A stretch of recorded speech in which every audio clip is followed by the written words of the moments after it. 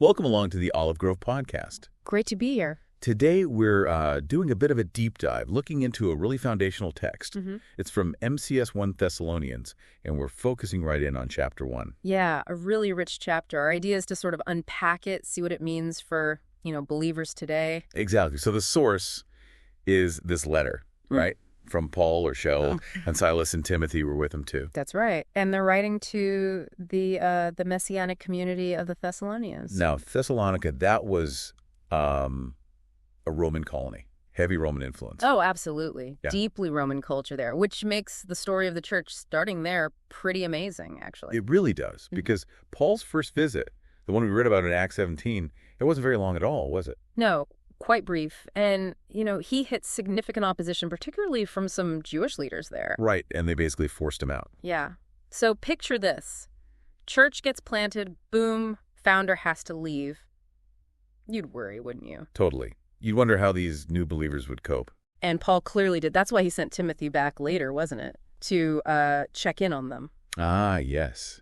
And Timothy came back with good news. Fantastic news, apparently. He reported that they were, really living it out, actively practicing their faith despite all the pressures. Which leads us straight into the main theme, doesn't it, for 1 Thessalonians 1, this idea of faith, hope, and love, but in action. Exactly. Not just abstract concepts, real lived-out qualities. Paul even starts in verse 2 by saying he's constantly thankful, always praying for them. Mm-hmm. That constant prayer, it really underlines how vital that connection and, spiritual support is, especially for a new community like that. It makes you think, how often are we praying like that for each other? It's a powerful model. It certainly is. And then, verse 3, this is where he really spells it out. Right, this is the core of it. He says their faith produced action. Their love resulted in hard work. And their hope, it fueled their perseverance. It's that trio again. Faith, love, hope. But look how practical it is. Faith does something. Love works hard. Hope endures. It's not passive belief at all. It's dynamic. What really jumps out at you there? For me, it's how they're all linked. It's not like, they had faith sometimes and hope other times.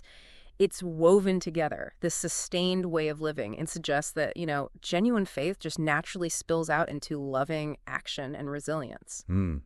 It does make you pause and think about your own faith, doesn't it? Yeah. Is it just internal, or is it, visible? Does it change how you act? Paul certainly saw something visible in Thessalonica, very visible. And it wasn't just visible to him, right? Yeah. Because later, verses 7 and 8, he says they became an example. Yeah, a model. An example to believers all over Macedonia and Achaia. Think about that ripple effect. That's kind of mind-blowing.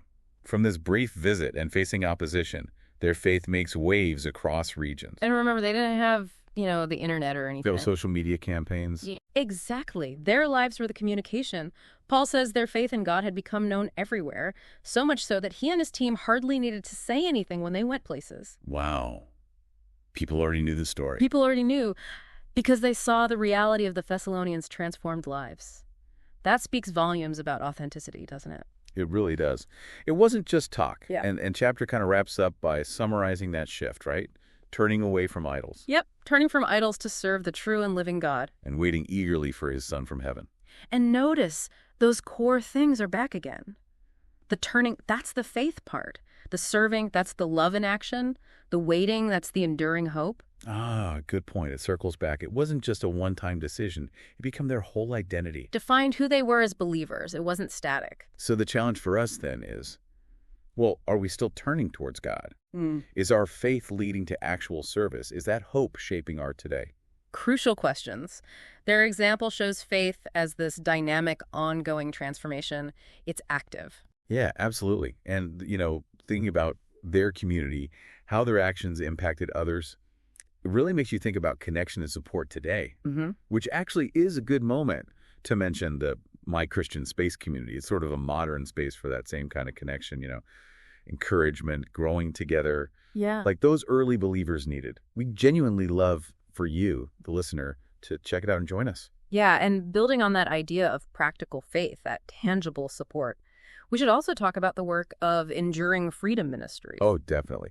Because they are really doing that faith in action stuff on the ground. Absolutely. Their whole mission is about providing really essential practical help to people in need in our communities. Things like A hot meal, getting groceries, finding clothes, even getting a haircut or doing laundry. Basic stuff, but so important. Fundamental needs, really, and meeting those needs is just such a powerful, tangible way of showing Christ's love. It's not just words, it's practical help. It really is. And look, if you're listening and thinking, how can I put my faith into action like the Thessalonians? This is a really direct way. Enduring Freedom Ministries suggests that just $4 a month, think about that, $4. Just $4. Can provide all those essential services, the meal, groceries, clothing, haircut, laundry, for one person for that month. It's a small amount that makes a huge difference in someone's actual day-to-day life, a real impact. Definitely. You can find the details on how to support Enduring Freedom Ministries right there in the description. Honestly, every little bit helps them reach out with compassion. So important. And as we keep exploring these foundational truths, like we did today with 1 Thessalonians. Yeah, we want to make sure you don't miss out on future deep dives. Right. So if this has been helpful, if you want to keep digging into Scripture with us, the easiest way is to subscribe to the Olive Grove podcast. We're on YouTube. Yep. Hit subscribe and you'll get notified about new releases. And for anyone who wants things like early access to these deep dives, maybe some extra content, definitely check out the My Christian Space website. More resources there, more ways to connect. For sure. So wrapping up our look at 1 Thessalonians 1, what a picture, eh? Powerful. This community where faith led to action, love led to hard work, hope kept them going. And it wasn't just for themselves, it rippled outward. It's a real living testimony. Yeah. Makes you think, doesn't it? How can our faith be just as, well, transformative? How can it make that kind of tangible difference right where we are? Yeah. Something to chew on.